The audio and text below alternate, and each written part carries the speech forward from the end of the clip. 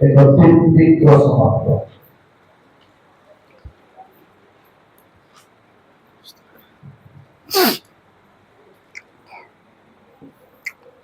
पिता ईश्वर पुत्र ईश्वर धर्मात्मा ईश्वर को धन्यवाद देवार सहित आज उत्तम शुक्रवार प्रभु चरण तले बसी सम्मानीय पालक महाशय पालिका मान सम्मानीय दिकन महाशय पुणी मो मंडल तत्व नौथिबा कर्मकर्तागण एवं समिति मान तत्व नौथिबा दायित्व नौथिबा कर्मकर्ता कर्मकर्तीगण प्रभु ठार भरोसा कर आसुथिबा साधु भक्त साध्वीगण समस्त को प्रभु जीशु नाम रे नमस्कार जनाए।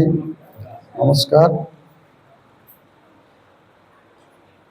मु दिन को मंडली चिंता कले एवं प्रभु वाक्य परिवेषण करने सुजोग देइछंती प्रभु महानाम धन्य हो।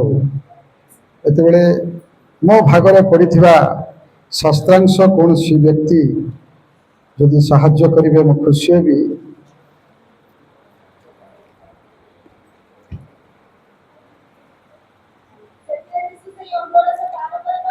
से जीशु से अम्लरस पान करी कहले समाप्त है। से जीशु से अम्लरस पान करी कहले समाप्त है। आम प्रार्थना करवा प्रार्थना सहयोग करंतु।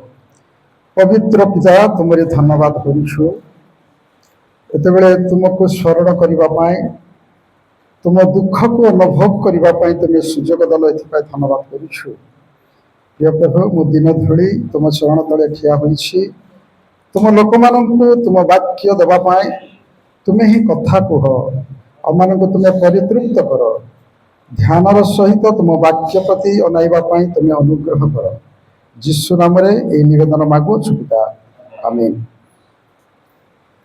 भय कर नहीं देख मो समस्त लोकंकर अत्यंत आनंदजनक सुसमाचार तुम मान को देउछि कारण आज दाऊद नगर रे तुम मान निमंते किए जन्म नहीं त्राणकर्ता जन्मग्रहण करियछंती अर्थात परित्राणकर्ता जन्मग्रहण करियछंती से किए से ख्रीष्ट प्रभु।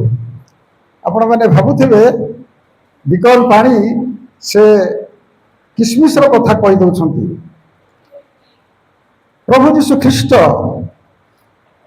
जे कि से दिन जन्मग्रहण करथिले त्राणकर्ता भाव आज से क्रूस उपरे झुली आम को से परित्राणर वार्ता से शुणाउछंती अर्थात से अम्लरस पान करी कहउछंती समाप्त है। तांकरी कार्य थिला से क्रूस उपरे शेष क्रूस उपरे झुली समस्त कार्य समाप्त करी कहवाई तांकरी कार्य थिला। एणु तार 28 पर्व को आपण माने पढ़ी सुनातु। एहापरे जीशु धर्मशास्त्र वाक्य जेपरि सफल हुए एनिमंते समस्त विषय एवं समाप्त हो जानी कहे मत तृषा लगुच्छी। प्रिय प्रभु लोक मैंने मोर पूर्ववक्ता तृषा संपर्क में अनेक विषय कहते सहित चतुर्थ वक्ता पर्यंत जीशु ख्रीष्ट मरण संपर्क में अनेक विषय नहीं आम आगे रखी। जीशु ख्रीष्ट को तृषा लगे अर्थात भविष्य वक्ता मानकर वाक्य सफलता है उल्लेखित रही जहाँकि लेखा गए 28 पदरे आउे पढ़े धर्मशास्त्र वाक्य जेपरी सफल हुए एनिमंते समस्त विषय समाप्त हो जानी कहले मत तृषा लगुच्छी।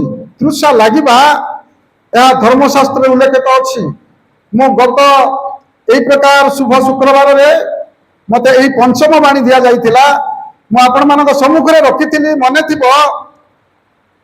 बाइबल विज्ञ माने विद्वान माने जीशु ख्रीष्ट संपर्क में 116 भविष्यवाणी उल्लेखित कर 15 ଜଣ ଭବିଷ୍ୟତ ବକ୍ତା ଯୀଶୁ ଖ୍ରୀଷ୍ଟଙ୍କର ଦୁଃଖ ଭୋଗ ସମ୍ପର୍କରେ ବାକ୍ୟରେ ବା ଉଲ୍ଲେଖିତ ରଖିଅଛନ୍ତି। ତେବେ ପ୍ରିୟ ପ୍ରଭୁଙ୍କ ଲୋକମାନେ ଯୀଶୁ ଖ୍ରୀଷ୍ଟଙ୍କ ନିମନ୍ତେ ଯେଉଁ ଭବିଷ୍ୟତ ବାକ୍ୟ ଉଲ୍ଲେଖିତ କରାଯାଇଛି ତାହା ପ୍ରକାଶିତ ହେବା ପାଇଁ, ତାହା ସଫଳ ପ୍ରାପ୍ତ ହେବା ପାଇଁ ସେ କହିଲେ ମତେ ତୃଷା ଲାଗୁଅଛି। ପ୍ରିୟ ପ୍ରଭୁଙ୍କ ଲୋକମାନେ ଯେତେବେଳେ ତୃଷା ଲାଗିଲା ସେତେବେଳେ ସୈନ୍ୟ ଦଳ ମାନେ ତାଙ୍କ କ୍ରୁଶର ତଳେ ଯେଉଁମାନେ ଥିଲେ ଯୀଶୁ ଖ୍ରୀଷ୍ଟଙ୍କୁ ସେ ଏଜବ ନଳରେ ବା ସ୍ପଞ୍ଜ ଦ୍ୱାରା ସେ ଅମ୍ଳରସ ପୂର୍ଣ୍ଣ କରି ତାଙ୍କୁ ଦେଉଛନ୍ତି। ସେତେବେଳେ ଯୀଶୁ ଖ୍ରୀଷ୍ଟ ସେଇ ଅମ୍ଳରସ ପାନ କରି କହିଲେ ସମାପ୍ତ ହେଲା, କହିଲେ ସମାପ୍ତ ହେଲା। ଯୀଶୁ ଖ୍ରୀଷ୍ଟ କହିନାହାନ୍ତି ସମାପ୍ତ କଲି ବୋଲି କହିନାହାନ୍ତି। ଯୀଶୁ ଖ୍ରୀଷ୍ଟ କହିନାହାନ୍ତି ସେ ନିଜକୁ ସେ କଣ କରିନାହାନ୍ତି ସମାପ୍ତ କଲି ବୋଲି କହିନାହାନ୍ତି, ମଧ୍ୟ ସେ କହିଛନ୍ତି ସମାପ୍ତ ହେଲା। ପ୍ରିୟ ପ୍ରଭୁଙ୍କ ଲୋକମାନେ ସେ କ୍ରୁଶ ଉପରେ ରହି ସେ ଘୋଷଣା କରୁଛନ୍ତି ସମାପ୍ତ ହେଲା। ତେବେ ସମାପ୍ତ ହେଲା କଣ ସମାପ୍ତ ହେଲା ଆମେ ଭାବିବା ଦରକାର। ସମାପ୍ତ ହେଲା ଆପଣଙ୍କର ବୋଧେ ଦ୍ୱିତୀୟ ବକ୍ତା କହୁଥିଲେ ସମାପ୍ତ ହେଲା ଅର୍ଥାତ୍ ଏକ ବିଜୟର ବାଣୀ। ସେଦିନ ମୁଁ ପ୍ରଥମେ ଯାହା କହୁଥିଲି କି ସମସ୍ତ ଲୋକଙ୍କର ଅତ୍ୟନ୍ତ ଆନନ୍ଦଜନକ ସୁସମାଚାର ମୁଁ ଦେଉଅଛି, ଆଜି ଦାଉଦ ନଗରରେ ତୁମମାନଙ୍କ ନିମନ୍ତେ ପରିତ୍ରାଣକର୍ତ୍ତା ଜନ୍ମଗ୍ରହଣ କରିବେ। ସେହି ପରିତ୍ରାଣକର୍ତ୍ତା ଆଜି କ୍ରୁଶ ଉପରେ ରହି ଘୋଷଣା କରୁଛନ୍ତି ସମାପ୍ତ ହେଲା। ପ୍ରିୟ ପ୍ରଭୁଙ୍କ ଲୋକମାନେ ପିତା ଈଶ୍ୱର ଯେଉଁ ଉଦ୍ଦେଶ୍ୟ ନେଇ ପ୍ରଭୁ ଯୀଶୁ ଖ୍ରୀଷ୍ଟଙ୍କୁ ଜଗତକୁ କଣ କରିଥିଲେ, ପ୍ରେରଣା କରିଥିଲେ, ଯାହାକି ସମସ୍ତ ମାନବ ଜାତିର ପରିତ୍ରାଣ କରିବା ଉଦ୍ଦେଶ୍ୟରେ ପ୍ରଭୁ ଯୀଶୁ ଖ୍ରୀଷ୍ଟ ପୁତ୍ର ରୂପରେ ସେ ସତ୍ୟ ଈଶ୍ୱର ହେଲେ ମଧ୍ୟ ପୁତ୍ର ରୂପରେ ଜଗତକୁ ସେ ଅବତରଣ କଲେ, ଏକ କୁମାରୀ ଗର୍ଭରେ ଜନ୍ମଗ୍ରହଣ କରିଥିଲେ। ତାଙ୍କରି ଯେତେବେଳେ ଯୀଶୁ ଖ୍ରୀଷ୍ଟଙ୍କ ଜନ୍ମ ପୂର୍ବରୁ ପ୍ରିୟ ପ୍ରଭୁଙ୍କ ଲୋକମାନେ ଅନେକ ଲୋକମାନେ ପଶୁ ବଳି ଉତ୍ସର୍ଗ କରି ପରିତ୍ରାଣ ପାଇବାକୁ ଆଶା କରୁଥିଲେ। ଅନେକ ଲୋକମାନେ ମେଣ୍ଢା, ବଳଦ କିମ୍ବା ପକ୍ଷୀମାନଙ୍କୁ ବଳି ଉତ୍ସର୍ଗ କରି ପରିତ୍ରାଣ ପାଇବା ପାଇଁ, ମୁକ୍ତି ପାଇବା ପାଇଁ ଆଶା ରଖୁଥିଲେ, କିନ୍ତୁ ସେ ପରିତ୍ରାଣ ବିହୀନ ଜୀବନ କାଟୁଥିଲେ। କିନ୍ତୁ ଯୀଶୁ ଖ୍ରୀଷ୍ଟ ଯେତେବେଳେ ଜଗତର ମନ୍ଦତା ବଢିବାକୁ ଲାଗିଲା, ପରମେଶ୍ୱର କଣ କଲେ, ଆପଣଙ୍କ ଅଦ୍ୱିତୀୟ ପୁତ୍ରଙ୍କୁ ସେ ଜଗତକୁ ପ୍ରେରଣ କଲେ, ଜଗତର ପରିତ୍ରାଣ କରିବା ପାଇଁ ଏକ କୁମାରୀ ଗର୍ଭକୁ ଦେଲେ। ପ୍ରିୟ ପ୍ରଭୁଙ୍କ ଲୋକମାନେ ଯୀଶୁ ଖ୍ରୀଷ୍ଟଙ୍କର ଜନ୍ମ ଏହି ପ୍ରକାର ଆଶ୍ଚର୍ଯ୍ୟ ଥିଲା। ଆପଣମାନେ ଜାଣିଛନ୍ତି ପୂର୍ବ ବକ୍ତା ମାନଙ୍କ ଠାରୁ ବା ଗତ ଦିନ ମାନଙ୍କରେ ଆମେ ବଡ ଦିନରେ ଯେଉଁ ପ୍ରସଙ୍ଗ ମାନ ଶୁଣିଅଛୁ, ସେ ଆଶ୍ଚର୍ଯ୍ୟ ଭାବରେ ସେ ଜନ୍ମଗ୍ରହଣ କଲେ। ଯେତେବେଳେ ସେ ଜନ୍ମଗ୍ରହଣ କଲେ ସେ ବଢୁ ବଢୁ ଆତ୍ମିକ ଭାବରେ ସେ ବଢିଲେ ଏବଂ ଜଗତରେ ସେ ବିଭିନ୍ନ ପ୍ରକାର ଆଶ୍ଚର୍ଯ୍ୟ କର୍ମ କରିଥିଲେ। ଆପଣମାନେ ଜାଣିଛନ୍ତି ଯେତେବେଳେ ଯୀଶୁ ଖ୍ରୀଷ୍ଟ ସ୍ୱର୍ଗ ରାଜ୍ୟର ସନ୍ନିକଟ ବିଷୟରେ ଘୋଷଣା କରୁଥିଲେ, ସେ ସମୟରେ ବିଭିନ୍ନ ପ୍ରକାର ରୋଗକୁ ମଧ୍ୟ ସୁସ୍ଥ କଲେ, ଯାହାକି ଆପଣମାନେ ସ୍ପଷ୍ଟ ଭାବରେ ଜାଣନ୍ତି। 38 ବର୍ଷ ଏକ ପ୍ରଜରା ରୋଗଗ୍ରସ୍ତ ରୋଗୀଙ୍କୁ ସେ ସୁସ୍ଥତା କରିଥିଲେ। ଆପଣମାନେ ଜାଣନ୍ତି ଅନେକ ପ୍ରକାର ରୋଗକୁ ଯୀଶୁ ଖ୍ରୀଷ୍ଟ ସୁସ୍ଥ କରିଥିଲେ। ମଧ୍ୟ ସେ ଯେଉଁ ବ୍ୟକ୍ତିକୁ ଚାଲି ପାରୁନଥିଲେ ତାଙ୍କୁ ଚାଲିବା ପାଇଁ ଶକ୍ତି ଦେଲେ, ଯେଉଁ ବ୍ୟକ୍ତି କଥା କହିପାରୁନଥିଲେ ତାଙ୍କୁ କଥା କହିବାର ଶକ୍ତି ଦେଲେ, ଯେଉଁ ବ୍ୟକ୍ତି ଦେଖି ପାରୁନଥିଲେ ସେ ବ୍ୟକ୍ତିଙ୍କୁ ଦେଖିବା ପାଇଁ ସୁଯୋଗ ଦେଲେ, ଯେଉଁ ବ୍ୟକ୍ତି କି ଯୀଶୁଙ୍କ ଉପରେ ନିର୍ଭର କଲେ ସେ ଅସୁସ୍ଥତାରୁ ସୁସ୍ଥତା ପାଇଲେ। ତା ସହିତ ସେତିକି ନୁହେଁ, ମୃତ୍ୟୁକୁ ମଧ୍ୟ ଯୀଶୁ ଖ୍ରୀଷ୍ଟ ଜୀବନ ଦାନ ଦେଇଥିଲେ ଜଗତ ମଧ୍ୟରେ। ଆହୁରି ସେତିକି ନୁହେଁ, ଆପଣମାନେ ଜାଣନ୍ତି ଯାହାଙ୍କର ଅଭାବ ଥିଲା ସେ ଅଭାବକୁ ମଧ୍ୟ ପୂରଣ କରିଥିଲେ। ଆପଣମାନେ ସ୍ପଷ୍ଟ ଭାବରେ ଜାଣିଛନ୍ତି କାନା ନଗରର ବିବାହର ସମ୍ପର୍କରେ ଭୋଜ ଚାଲିଛି, ନିରନ୍ତ ହଉଛି, ଅଭାବ ରହିଛି, କିନ୍ତୁ ଯୀଶୁ ଖ୍ରୀଷ୍ଟ ଆଶ୍ଚର୍ଯ୍ୟ ଭାବରେ ସେ ଅଭାବକୁ କଣ କରିଛନ୍ତି, ପୂରଣ କରିଛନ୍ତି। ପ୍ରିୟ ପ୍ରଭୁଙ୍କ ଲୋକମାନେ ସେତିକି ନୁହେଁ, ଯୀଶୁ ଖ୍ରୀଷ୍ଟଙ୍କ ପାଇଁ ସମାପ୍ତ ନୁହେଁ। ଯୀଶୁ ଖ୍ରୀଷ୍ଟ ଯେତେବେଳେ ଜଗତରେ ଥିଲେ ସେ ସେତିକି ନୁହେଁ, ଯଥେଷ୍ଟ ନୁହେଁ, କିନ୍ତୁ ଯୀଶୁ ଖ୍ରୀଷ୍ଟ କ୍ରୁଶରେ ଚଢିବା ପାଇଁ ପରମେଶ୍ୱରଙ୍କର ଅଭିମତ ଥିଲା। ପରମେଶ୍ୱରଙ୍କର ଯୋଜନା, ଯଦିଓ ଯୀଶୁ ଖ୍ରୀଷ୍ଟ କ୍ରୁଶରେ ନ ଚଢିବେ ତେବେ ଜଗତର ମାନବ ମାନେ ପରିତ୍ରାଣ ପ୍ରାପ୍ତ ହୋଇପାରିବେ ନାହିଁ। ଯୀଶୁ ଖ୍ରୀଷ୍ଟ କ୍ରୁଶରେ ନ ଚଢିଲେ ଜଗତର ମାନବ ମାନେ ପରିତ୍ରାଣ ପ୍ରାପ୍ତ ହୋଇପାରିବେ ନାହିଁ। ତେଣୁ ଯୀଶୁ ଖ୍ରୀଷ୍ଟ से जगत थिबा समय तार जोहन 17 पर्वर चारिपदे षष्ठ भाव कहती जोहन 17 पर्वर चारिपदे तुमने मते जो कर्म करने को देयछ ताहा मु समाप्त करी पृथ्वी रे तुमको मु कौन करियछि महिमान्वित करियछि प्रिय प्रभु लोक माने परमेश्वर यीशु ख्रीष्ट को जगत को प्रेरणा कला परे जो समस्त कर्म करबा पाए से मनोनीत करी जगत को प्रेरणा कले यीशु ख्रीष्ट समस्त कार्य कौन कले समाप्त करी यीशु ख्रीष्ट परमेश्वर पिता ईश्वर महिमान्वित करुछंती सेतिक नुहे सेतिक केवल नुहे यीशु ख्रीष्ट समग्र मानव जातिर परित्राण करबा पाए से कौन करुछंती मो परी शास्त्रज्ञ मानक सहित मो परी चोर मानक ठारे मो परी चालाकी लोक मानक ठारे से धरा जाउछंती प्रिय प्रभु लोक माने शत्रु हस्त रे समर्पण होउछंती आपण माने भाबुथिबे हमने की प्रकार प्रभु यीशु ठारे भरोसा रखुछु आमे की प्रकार प्रभु यीशु ठारे समर्पित जीवन काटुछु आमनकर मृत्यु पर हमने केउठा को जीवा हमने चिंता करिवार आवश्यकता रहिछि जदि हमरे पूर्वावधि अर्थात पारिवारिक जन्म नेला परे परे यीशु ख्रीष्ट को जानिछु तबे यह पारंपरिक भाव न रही सत्य ईश्वर सत्य यीशु ख्रीष्ट को जानिबा आमनकर कर्तव्य रही जेहेतु यीशु ख्रीष्ट मो पाए पुरे आपण मानक पाए से दुख सौछंती जतबेले तांको शत्रु माने धरुछंती से नीरव मेसे तुल्य रही जाउछंती जतबेले तांको बांधिगिरी नउछंती क्रूश बहरा करे आपण माने चक्षु अनुभव करंतु कि प्रकार दारुण दुख से चलुछंती सेतिक नुहे तांको विचारित हेबा पाए मते पडिथिला तांको विचारित हेबा पाए पडिथिला से विचार स्थान रे मध्य से मुख को खोलु नथिले तांको मुक्त करबा पाए राजांकर इच्छा थिले मध्य लोकमानंकर हट चमट रे लोकमानंकर दाबी रे तांको कुशार्पित करबा कुशार्पित हेबा पडिथिला या तो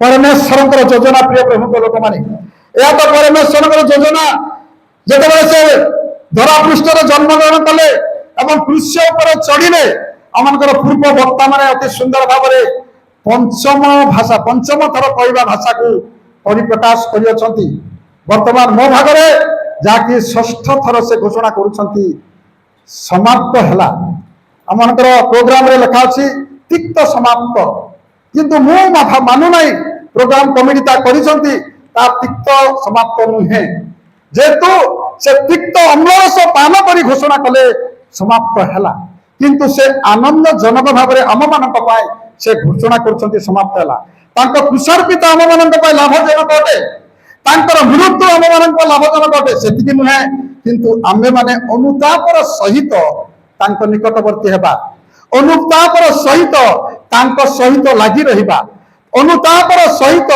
सत्य भाव में परिचालित हेबा अनुतापर सहित पवित्रता भाव में जीवन काटिबा एवं शेष निश्वास रे तांको सहित तांकर स्थान को आमे जीवा एही लक्ष्य हमनक रहिबा दरकार एही लक्ष्य हमनक जीवन रे रहिबा दरकार प्रिय प्रभु लोक माने एरो जेतेबेले यीशु ख्रीष्ट से कृष्ण रूप रही घोषणा करुछंती समाप्त हला एहा एक पूर्णांगर शब्द अटे एक पूर्णतार शब्द अटे से जगतर थिबा समय समस्त कार्य कले पिता ईश्वर महिमा कले एवं तांकर आज्ञाधीन होई से कृष्य ऊपर चढ़ी कृष्य ऊपर झुलिले हाथ पादरे तांको घंटार प्रेक मरा गला हाथ पाद को छंदी देले मु भाबुथिली बसिकी भाबुथिली मोर ए आंगुठी रे कंटा की कोन गोटे रहि जायछि मते बाधा लागुछि यीशु ख्रीष्ट को जेतेबेले हाथ पाद को छंदी कंटार प्रेक मारुछंती से कंटार प्रेक से झुलिछंती से छिंडी जाउ नाहंती देखंतु आश्चर्यर कथा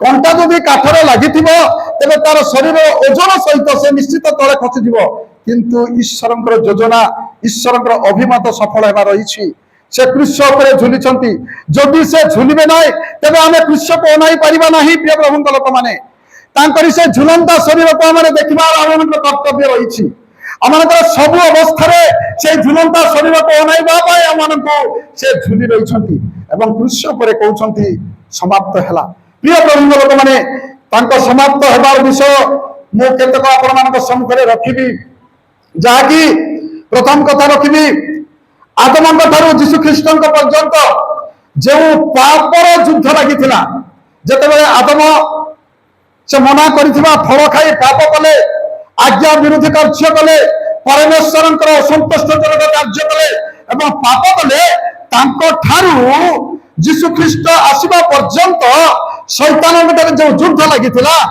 ଯୀଶୁ ଖ୍ରୀଷ୍ଟ କ୍ରୁଶ ଉପରେ ଚଢି ତାକୁ କଣ କରିଥିଲେ? ସମାପ୍ତ କରିଥିଲେ।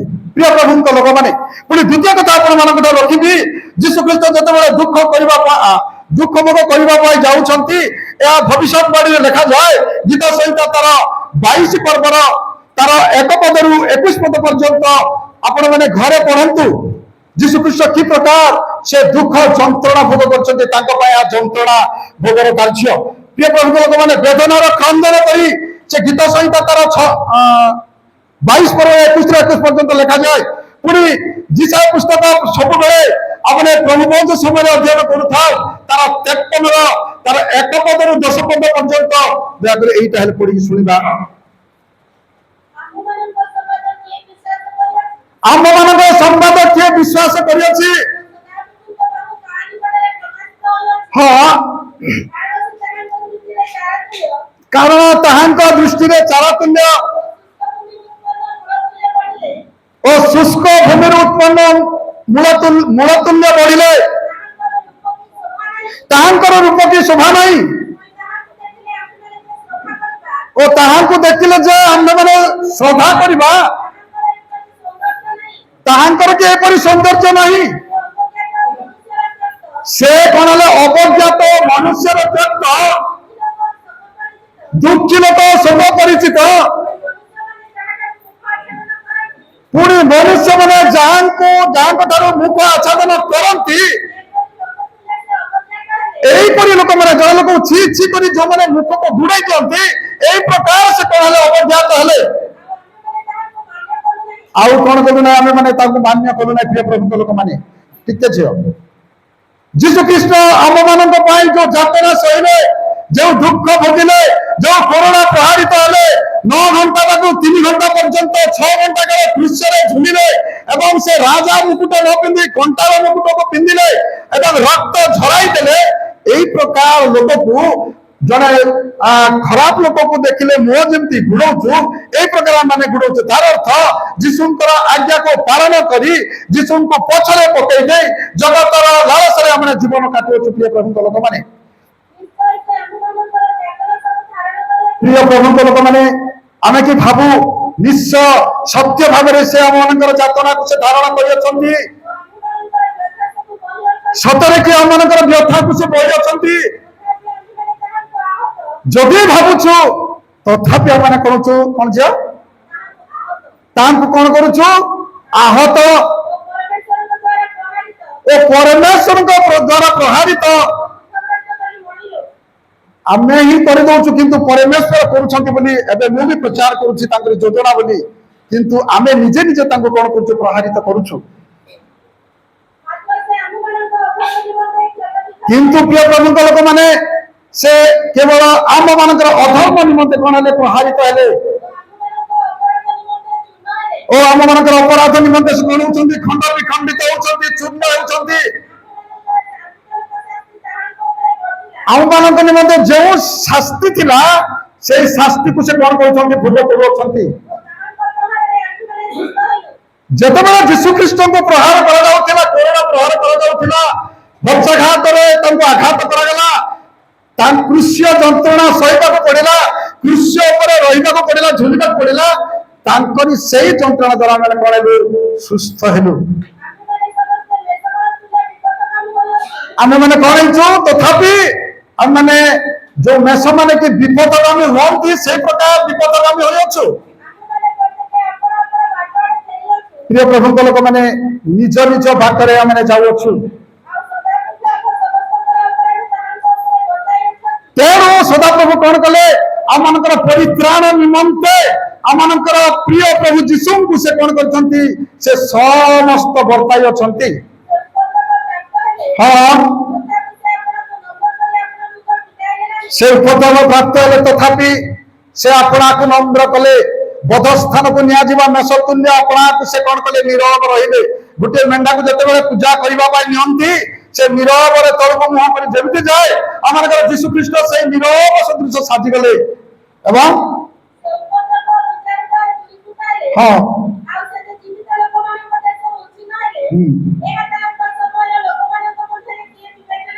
कई कला हाँ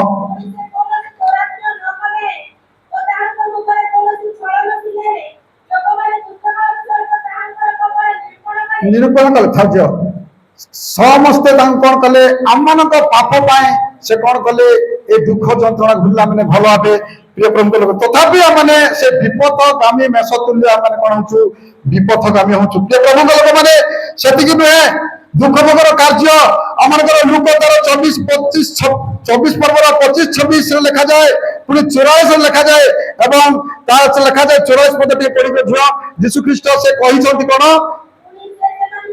पुणी से कहले मूसांकर व्यवस्था एवं भाववादी मानकर जहाँ सब मो विषय लिखा जाइए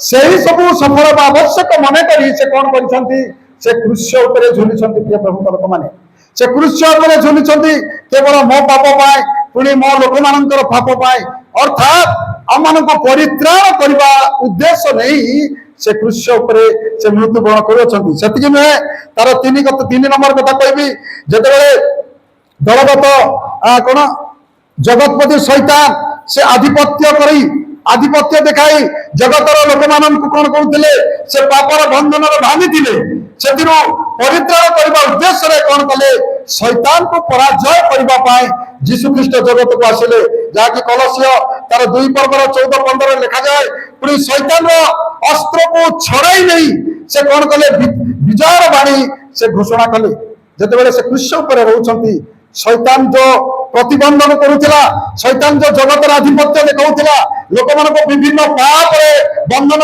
बांधी छड़ाई ना शैतान अस्त्र को छड़ाई ना से जीशु ख्रीष्ट कौन कर क्रूस्य उपरे से विजयर बाणी कहते समाप्त है तार एवरी 2 पर्वर 14 पदरे कहते जीशुकर रक्त और मांस सहभागिता द्वारा से शैतान को कौन कर विनाश करने कार्य को से समाप्त कर जिते जीशु ख्रीष्ट आम विश्वास करी बाप्तिस्म नहीं मांस पुणी रक्त को सहभागिता हो तेरे शैतान कौन हो से विनाश प्राप्त हो अनेक लोक मैंने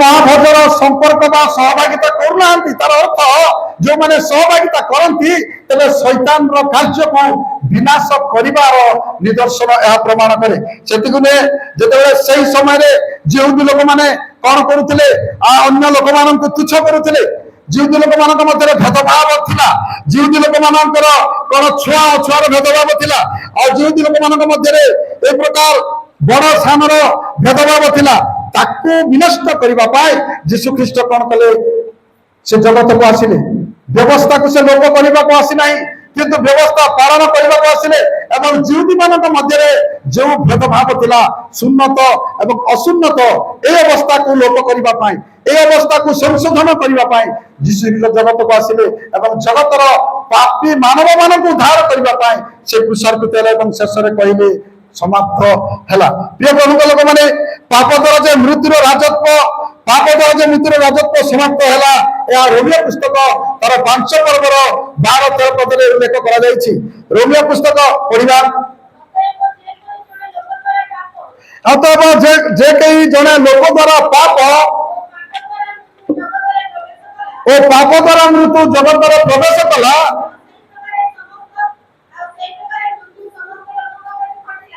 सही प्रकार समस्त लोक मान पक्ष मृत्यु घटला एणु समस्ते पाप कले प्रिय प्रभु लोक मैंने समस्ते पाप कले तेणु पाप द्वारा कौन है से मृत्यु को राजत्व कला तेणु जीशु ख्रीष्टर क्रूस्य कथा ए षष्ठ कथा से समाप्त कले क्रूस्य जंत्रणा सहित मृत्यु भोग करने द्वारा यही पाप द्वारा जो मृत्यु आम अनुभव करूँ भोगुलु पूर्व पुरुष मैंने भोगी क्रूस्य मृत्यु द्वारा से कौन कले समाप्त कले पुणी जीशु ख्रीष्ट मृत्यु द्वारा विजयर ସୂଚକ ଶବ୍ଦକୁ କହିବେ ଯେତେବେଳେ ସେ ମୃତ୍ୟୁବରଣ କରୁଛନ୍ତି ତା ପୂର୍ବରୁ ସେ କହୁଛନ୍ତି ସମାପ୍ତ ହେଲା। এই ସମସ୍ତ କାର୍ଯ୍ୟକୁ ସମାପ୍ତ କରି ସେ କଣ କରୁଛନ୍ତି ଘୋଷଣା କଲେ ସମାପ୍ତ ହେଲା ସମାପ୍ତ ହେଲା। ଯୀଶୁ ସେ ନିଷ୍ପାପ ଜୀବନ ଦ୍ୱାରା ବା ଆଶ୍ଚର୍ଯ୍ୟ କାର୍ଯ୍ୟ ଦ୍ୱାରା ବା ଦୁଃଖ ଭୋଗ କରିବା ଦ୍ୱାରା ବା ମୃତ୍ୟୁ ଦ୍ୱାରା ପୁନରୁଦ୍ଧାର ଦ୍ୱାରା ପିତାଙ୍କୁ ସେ ଗୌରବାନ୍ୱିତ କରିଅଛନ୍ତି। ଯୀଶୁଖ୍ରୀଷ୍ଟଙ୍କର ଯେଉଁ ସବୁ ଆଶ୍ଚର୍ଯ୍ୟ କାର୍ଯ୍ୟ କଲେ, ଯୀଶୁଖ୍ରୀଷ୍ଟ ଯେତେ ସବୁ ଦୁଃଖ ଭୋଗ କଲେ, ଯୀଶୁଖ୍ରୀଷ୍ଟ ଯେତେ ସବୁ ପୁନରୁତ୍ଥାନ ହେଲେ, ମୃତ୍ୟୁବରଣ କଲେ, ଏ ସମସ୍ତ ଦ୍ୱାରା ପିତାଙ୍କର ଆଜ୍ଞାଧୀନ ହୋଇ ସେ ତାଙ୍କର ମହିମାନ୍ୱିତ କରୁଅଛନ୍ତି। ପିତା ଯେଉଁ ପରିତ୍ରାଣ କାର୍ଯ୍ୟ ସାଧନ କରିବାକୁ ଜଗତକୁ ଅବତରଣ କରିଥିଲେ, ସେ ସମସ୍ତ କାର୍ଯ୍ୟକୁ ସମ୍ପୂର୍ଣ୍ଣ କଲେ ଏବଂ କହିଲେ ସମାପ୍ତ ହେଲା ଏବଂ କହିଲେ ସମାପ୍ତ ହେଲା। ସେ ସମସ୍ତ କାର୍ଯ୍ୟକୁ କଣ କରିଛନ୍ତି ସମ୍ପୂର୍ଣ୍ଣ କରିଛନ୍ତି। ମୁଁ କହୁଥିଲି ପ୍ରିୟ ପ୍ରଭୁଙ୍କ ଲୋକମାନେ, ଯେତେବେଳେ ଯୀଶୁଖ୍ରୀଷ୍ଟ କ୍ରୁଶ ଉପରେ ରହୁଛନ୍ତି, କ୍ରୁଶ ଯୀଶୁଙ୍କ ପାଇଁ ଗୌରବ ଆଣି ଦେଇଥିଲା। ଯୀଶୁଖ୍ରୀଷ୍ଟଙ୍କ ପାଇଁ କ୍ରୁଶ ଗୌରବ ଆଣି ଦେଇଥିଲା। ଆପଣମାନେ କୋଉ ପଦରେ ଗୋଟେ ମନେ ପଡୁଥିଲା ମତେ, ଯେତେବେଳେ ଶତ୍ରୁମାନେ ତାଙ୍କୁ କ୍ରୁଶରେ ଚଢାଇଥିଲେ, ସତ ସେନାପତି ତାଙ୍କୁ ଏହି ସତ୍ୟ ଈଶ୍ୱରଙ୍କର ପୁତ୍ର, এই ବ୍ୟକ୍ତି ଜଣେ ଯେତେବେଳେ 3 ଘଣ୍ଟା 12 ଘଣ୍ଟାରୁ 3 ଘଣ୍ଟା ପର୍ଯ୍ୟନ୍ତ ଅନ୍ଧକାର ଘଟିଗଲା, সেই ସମୟରେ ସେ ବିଶ୍ୱାସ କରୁଛନ୍ତି ସତ୍ୟ ଈଶ୍ୱରଙ୍କର ପୁତ୍ର। ତେବେ କ୍ରୁଶ ଯୀଶୁଖ୍ରୀଷ୍ଟଙ୍କୁ କଣ କରିଥିଲା? ଗୌରବ ଆଣିଥିଲା। ଏହା ତାଙ୍କର କରୁଣା, ଯୀଶୁଖ୍ରୀଷ୍ଟଙ୍କର କରୁଣା, ଯୀଶୁଖ୍ରୀଷ୍ଟଙ୍କର ଧୈର୍ଯ୍ୟ ଓ ଶକ୍ତିକୁ ଗୌରବାନ୍ୱିତ କରିଥିଲା। ତାଙ୍କରି ସେଇ ମହାଶକ୍ତିକୁ ସେଇଦିନ ଗୌରବାନ୍ୱିତ କରିଥିଲା। ପୁଣି ଆମ ପାଇଁ ମୃତ୍ୟୁ ବରଣ କରିବା ପାଇଁ ଏବଂ ଆମ ବଦଳରେ ଦୁଃଖ ଭୋଗ କରିବା ପାଇଁ ଏବଂ ଆମ ପାଇଁ ପାପ ଓ ଅଭିଶାପ ବୋଲି ଗଣିତ ହେବା ପାଇଁ ନିଜକୁ କଣ କରିବା ଅନୁମତି ଦେବା ପାଇଁ ତାଙ୍କର ନିଜର ରକ୍ତ ଦେଇ ଆମମାନଙ୍କୁ କ୍ରୟ କିଣିବା ପାଇଁ ଯେଉଁ କରୁଣାମୟ ବୋଲି ସେ କଣ କରିଥିଲା? ସେଇ କ୍ରୁଶକୁ ପ୍ରଦର୍ଶନ କରିଥିଲା। এই ବ୍ୟକ୍ତି ଜଣେ କରୁଣାମୟୀ, ତାଙ୍କ ରକ୍ତ ଦ୍ୱାରା ଆମମାନଙ୍କୁ କଣ କରିଛନ୍ତି? ସେ କ୍ରୟ କରିଛନ୍ତି। ଏହା ସେ କ୍ରୁଶକୁ କଣ କରିଥିଲା? ପ୍ରଦର୍ଶନ କରିଥିଲା। ଜଗତର ସମସ୍ତ ଅଧର୍ମକୁ ବହନ କରିବାରେ ଏବଂ ଶୟତାନର ଶିକାର ଠାରୁ ଦୂରେଇ ରହିବା ପାଇଁ ସେଇ କ୍ରୁଶ କଣ କରିଥିଲା? ପ୍ରଦର୍ଶନ କରିଥିଲା। যে ବ୍ୟକ୍ତି ଯୀଶୁଖ୍ରୀଷ୍ଟଙ୍କର ସେଇ କ୍ରୁଶକୁ ଅନାଇବ, ସେ କେବେ ହେଲେ ସେ ପଛକୁ ହଟିବ ନାହିଁ, କେବେ ହେଲେ ସେ ମନ୍ଦତାରେ ଲିପ୍ତ ରହିବ ନାହିଁ। ତାଙ୍କୁ ସେ କଣ କରିବ? ଅନୁତାପ କରିବା ପାଇଁ ସେ ସୂଚନା ଦେବ। ପ୍ରିୟ ପ୍ରଭୁଙ୍କ ଲୋକମାନେ, ସେଦିନ ଯୀଶୁଖ୍ରୀଷ୍ଟଙ୍କର କ୍ରୁଶକୁ ଯେତେବେଳେ ଆମେ ଅନାଇବା, ବର୍ତ୍ତମାନ ଯଦି ଆମେ ପାପରେ ଅଛୁ, ତେବେ ଆମେ ହିଁ ଯୀଶୁଖ୍ରୀଷ୍ଟଙ୍କ କ୍ରୁଶରେ ଚଢାଉଛୁ, ଆମେ ଅନୁଭବ କରିବା, ମନେ ରଖିବା ଦରକାର। ତେଣୁ ପିତା ଈଶ୍ୱର ପ୍ରଭୁ ଯୀଶୁଙ୍କୁ ଯେଉଁ କାର୍ଯ୍ୟ କରିବା ପାଇଁ ସେ କଣ କରିଥିଲେ? ଜଗତକୁ ପ୍ରେରଣା କରିଥିଲେ, ତାହା ସେ ସମସ୍ତ ବିଷୟ କଣ କଲେ? ସମାପ୍ତ କରିଥିଲେ। ଏହାପରେ ଜଗତର ସମସ୍ତ ମାନବ ଜାତିର ଉଦ୍ଧାର ଓ ପ୍ରାୟଶ୍ଚିତର କାର୍ଯ୍ୟ ଏହା ସେ କରିଥିଲେ। ଯେତେବେଳେ ସେ ଜନ୍ମ ଠାରୁ ଆଶ୍ଚର୍ଯ୍ୟ ଭାବରେ ଜନ୍ମ ନେଇ ତାର କ୍ରୁଶ ମରଣ ପର୍ଯ୍ୟନ୍ତ ଯେତେକ କାର୍ଯ୍ୟ କଲେ, ସମସ୍ତ ବିଷୟ କଣ କରିଥିଲେ? ସେ ଜଗତର ମାନବ ମାନଙ୍କର ପ୍ରାୟଶ୍ଚିତ ନିମନ୍ତେ ଏହା କାର୍ଯ୍ୟ କରିଥିଲେ।